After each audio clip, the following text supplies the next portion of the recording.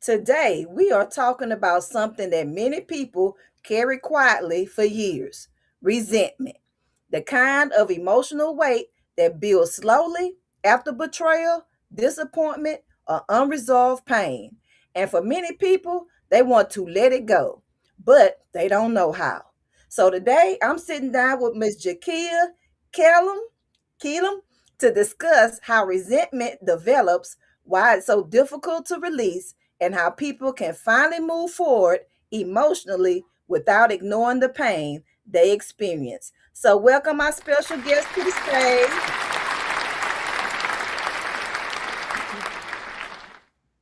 Hey, ma'am, how you doing?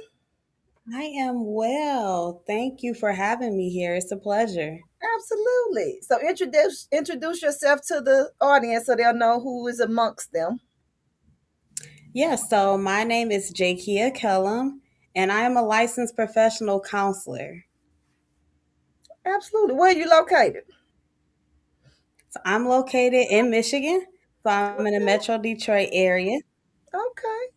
Great, because yeah, we need some diversity and some worldwide inspiration on the Girl Talk Mental Health Therapist Takeover. Are you ready to dive into this impactful conversation today? Absolutely, I am ready. All right. So many people hold resentments for years without realizing how deeply it affects them. So, what are some emotional or behavioral signs that resentment may be quietly shaping someone's life? Yes, I'm glad you asked that because sometimes individuals may not know that they're holding resentment. And I can speak from a counseling standpoint and also to a personal standpoint because I myself have had to walk through this. And so, resentment can also look like ruminating thoughts. So, constantly replaying what happened in that situation, either over and over in your head or in conversations with other people. No matter what, you find yourself going back to that place and having that conversation and replaying that situation out again. Sometimes it can also look like someone being guarded and being distant in their relationship with other people's. And it may not necessarily be the person that hurt them, but they could also show that distance to other individuals who are around them. Also, too, you can see that increased irritability. So sometimes small things that maybe before wouldn't trigger them may become a trigger for them then. And just lastly, sometimes just see trust issues. So after the betrayal, after the hurt, another sign is them having trust issues with other people. Now, this could be new people that they've never encountered, or some of the old people that they've had relationships with for some time. Yeah, that's good because, like, what people say, why are you taking it out on me? Or why you, I didn't do you anything. So, why are you taking out whatever problems you have out on me? So, that's common, right? Yes, absolutely. You commonly see that right after that hurt and that betrayal. And sometimes, like I said before, people don't notice it. They don't notice that resentment is starting to sit in. They don't notice that the bitterness is starting to sit in. Oftentimes, it's someone else that may notice, like, wow, Jakia is acting a little different now. I wonder what's going on with her, right? Right. That kind of points it out. Absolutely. And it strains, especially on the dating scene, that's where it's at a lot of times. Like people are like, okay, you were hurt in a previous relationship and now you want to take it out in this new relationship. And so it hurts the new relationship because you didn't process it or heal from it in that first relationship. Yeah, absolutely. Absolutely. And like you said, in dating relationships and even in friendships, family relationships, and all kind of relationships, you can Mhm. kind of see that play out as well, right? You had a friend that betrayed you before, so now when that new friend comes along, you're like, mm-mm, I'm only letting him or her go so far, right? No, we're not gonna talk every day. We can talk once a month. You kind Mhm. of see them, putting them at that distance, not really Yeah. allowing them in. Putting up an unhealthy boundaries, unhealthy safeguard. It's good to have boundaries, but sometimes they are uncalled for, or against the wrong person. You put the wrong boundaries with the wrong person. Yeah, absolutely. And I would say from my personal experience, and I'm gonna be very transparent, I am a counselor who believes in therapy, and I'm currently in therapy myself. And so when I went through my time of, really, when I realized that I was holding resentment, I did have an amazing counselor to help me walk through it. And so one of those things too, we have to realize that all the time that like your wounds is probably not your fault, right? But really your healing is your own responsibility. And so, and that's the quote by Denise Foreman. I love that quote because it rings so true that like what probably happened to you was not your fault, but we have to make the conscious choice to heal for us. Hmm. Yeah, because you can't control what the other person did or is doing, but all you can control is your responses and how you heal and how you let it affect your day-to-day life. Yes, absolutely. And I think that sometimes with holding on to the anger, it gives people like a sense of control because you can't control the other person's action, but I can control how I feel. Hmm. And sometimes it can be very uncomfortable, right? When you don't see the betrayal coming. Sometimes people feel like, they were weak. How did I allow this to happen to me? So sometimes holding on to that anger gives people that sense of control. Yeah. And really, one thing that my counselor shared with me that was very helpful is that you don't want to have walls. You want to have healthy boundaries because walls keep everybody out. Because there may be some people that come into your life that could be a blessing, that, you guys will have a really good relationship, whereas when you have those walls up, nobody gets in. Good, indifferent, bad, I'll put the air quotes up, right? Whatever you consider bad in, nobody gets in. Good. That's some good information. And what about, because some people they believe their resentments protects them from being hurt again. So why does the resentments feel emotionally protective, even though it keeps people stuck? Yeah, so I look at it as like almost like a defense mechanism or a shield. And so it, for you, it probably helps you not to feel like you're vulnerable again, or you're not allowing yourself to even be remotely put in a situation where you could be hurt or betrayed like that again. Also, too, sometimes it just validates the hurt, right? So sometimes when you're hurt, or you're disappointed, you want to be validated, or sometimes just in general, as humans, we want our feelings to be validated, right? Hmm. And sometimes holding on to that can feel protective because it validates how we feel. But Hmm. I think the bigger issue is that when we do that, you keep the active wound open. You're not allowing yourself to heal. You're not allowing, that wound to begin to close. Kind of like I was talking about earlier, it just may give the person a sense of control, right? I can't control what you did to me, but I can control my actions towards you and everybody else around me. Hmm.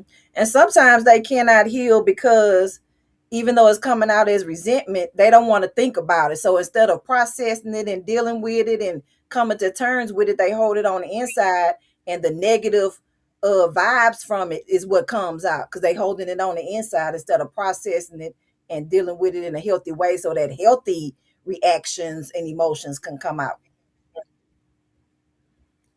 Yes, absolutely. So what's one of the Yes, biggest absolutely. what's one of the biggest misconceptions that forgiveness means excusing what happened? So I think one of the misconceptions is that with forgiveness, you're truly just choosing to release the hurt or that anger or that bitterness for you, right? Sometimes people think forgiveness is about the other person, but when really it's not. Forgiveness is all about you, right? It's about allowing your mind to be at peace. It's about finding healing for yourself. It's about really beginning to unpack some of that trauma or some of that hurt and some of that pain and letting it go so you could truly be free and happy. So I think that's one of like the main misconceptions. They think forgiveness is for the other person, but no, it's really for you. The forgiveness is for you. Hmm. And so the people that kind of like having problems with that, because they kind of like The lines can be skewed. So, what would be the difference between forgiveness, reconciliation, and emotional boundaries? What's some definitions of those three terms? The forgiveness Yes. first. Yeah, so that's a really good question. So pretty much forgiveness is an internal process, right? Where you are choosing to release the anger or that bitterness and let it go. And you're intentional about it. You're choosing your own peace in that situation. Reconciliation is when you are working on restoring a relationship with that person. But I will say, for me personally, there are some requirements to reconcile, right?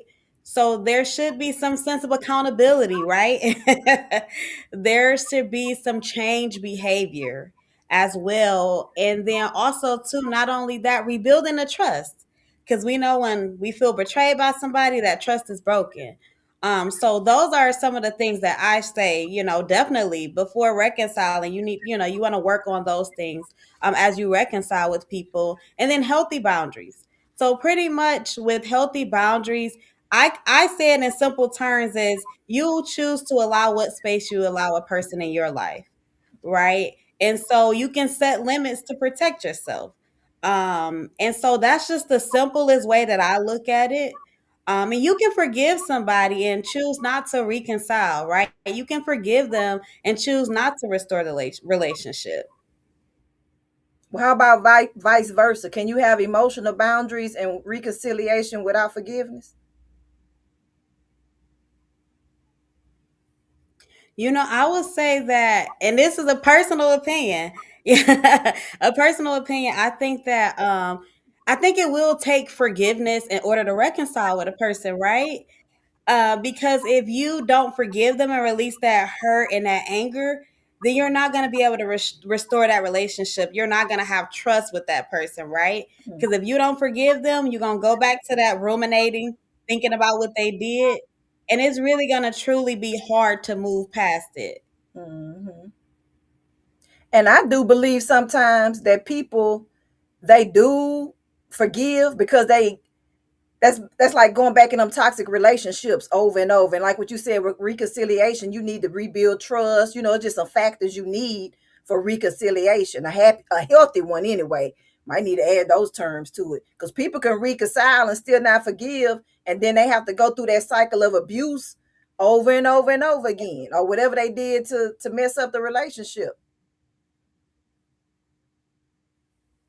Yes, and Virginia, you bring up such a good point, right? Healthy reconciliation, because there are times as humans where you may go back, you may become friends again with that person, but you didn't forget what they did to you the last time. So it's like you're friends again, but all the while you're like, I don't trust them. I know they're gonna do it again, right? Like Mm-hmm. I'm just waiting, I'm watching and I'm waiting for you to go back to your old ways. So it is important to have that healthy reconciliation. And it's also important to determine, right? Like, do I need to allow this person back space in my life, right? Is this a healthy relationship for me? That's so good. So listen, this will be a good place to take a quick break, and we would like to hear from you, audience who's watching, the viewers. So think about this: what makes it hardest for you to let go of resentment? And so while we on our commercial break and all of the things that she just told us and mentioned to us to help us tips and tools, think about that question. And then when we come back, hopefully you had put it in the comments or you pondered it or wrote a journal about it. And then we're going to go to the second half, and then she's going to give you some more tips and tidbits to help you to work through those hardest parts of resentment so you can learn to let go in a healthy way. So stay tuned. We'll be back in less than a minute. Welcome to the Girl Talk Mental Health. Girl Talk Mental Health dares to go where others won't. We unpack the hard truths about mental health, dissect trending topics, and challenge the stereotypes and stigmas holding us back. From navigating the 6 dimensions of wellness to redefining social norms, this is more than a discussion. It's a revolution in how we care for our minds and souls. Ready for bold, honest conversations that spark change? Let's Let's dive in. It's time for Real Talk with Real Impact.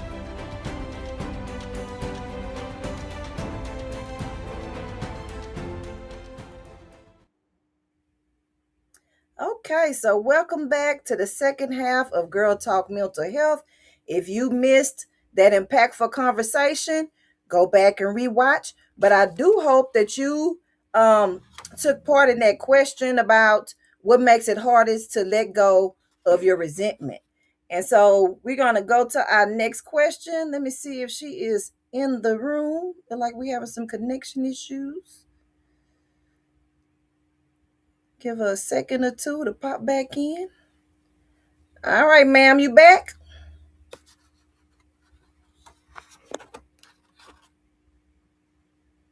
1 2 1 2. All right, I'm back. I'm here. Oh, okay. I'm sorry. Okay, so tell us about from a psychological and faith perspective of resentment and how it can slowly turn into bitterness. What does that transformation look like when resentment turns into bitterness, and then how you could deal with it on a faith-based and psychological way so that people can recognize when resentment is beginning to harden their heart?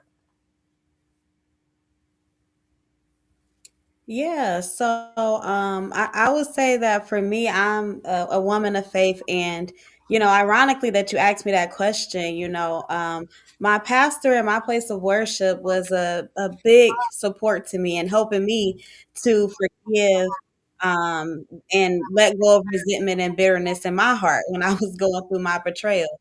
So I say the first thing is, choosing to stop, or even catching yourself, when you're constantly replaying that situation in your head. So really stopping yourself and redirecting your mind when you do that.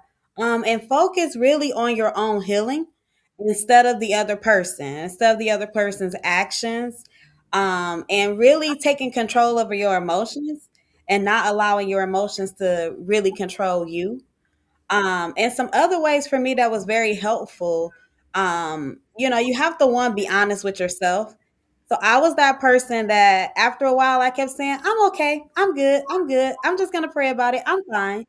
And it really took for one day in therapy, my counselor told me, Vicky, I'm gonna stop you. You are not okay.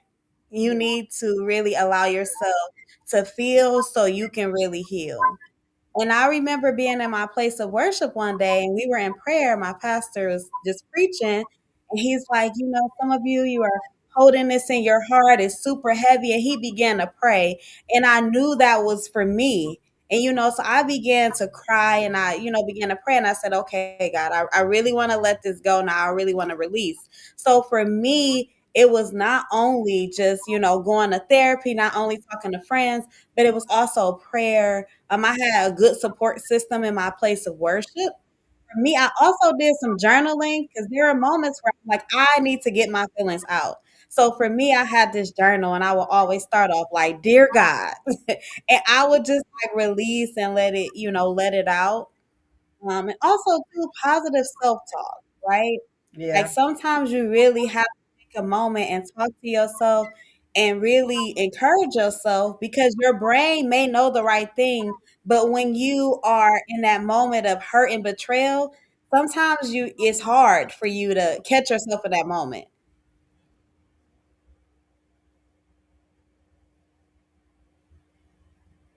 All right. So, what about for somebody that's watching today and who feels tired of carrying emotional pain but doesn't know where to begin? What's the first practical step they could take to start releasing resentment and reclaiming their peace? Yes. So the first step I will say is acknowledge the hurt honestly. Don't be like how I used to be, where I'll be like, I'm okay, I'm fine, it's okay, right? Don't do that. Really acknowledge the hurt honestly, and really shift the focus to your healing. Shift the focus to your healing and to choosing your own peace. And again, set those healthy emotional boundaries. Right? So those would be like, some of the first steps, as well as whatever. I know that there's a million and one coping skills we can use. And we may have all our favorite ones and different ones that work for us. So whether yours is like journaling to, unleash your brain and let those feelings out, whether yours is prayer, you want to talk to God about it, or whether you're a person that you like, I need to allow this adrenaline to get out of my body. I need to exercise, right? Or Mhm. even for you, if you're ready to take that big step with therapy. And maybe you're a person that say, I'm not ready yet. There are so many different, crisis lines and help and talk lines. So one of them, 988. So no matter where you are, if you dial 988, you can receive support. So Mhm. maybe it may be one night, you're starting to think about that situation and you just need somebody to talk to. Definitely, you can call, text, chat for support. And also too, there's, wherever you are, you can Google like, support in your area. Yeah, that's good information. So, what's a final tip or tip tools you have for the viewers, and then tell them where they could connect with you, or if you have something going on that they could connect with you, or if you like to share anything else.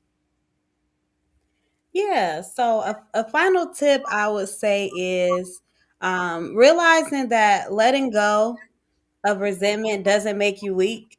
It actually means you're strong. And really choosing to forgive is about you.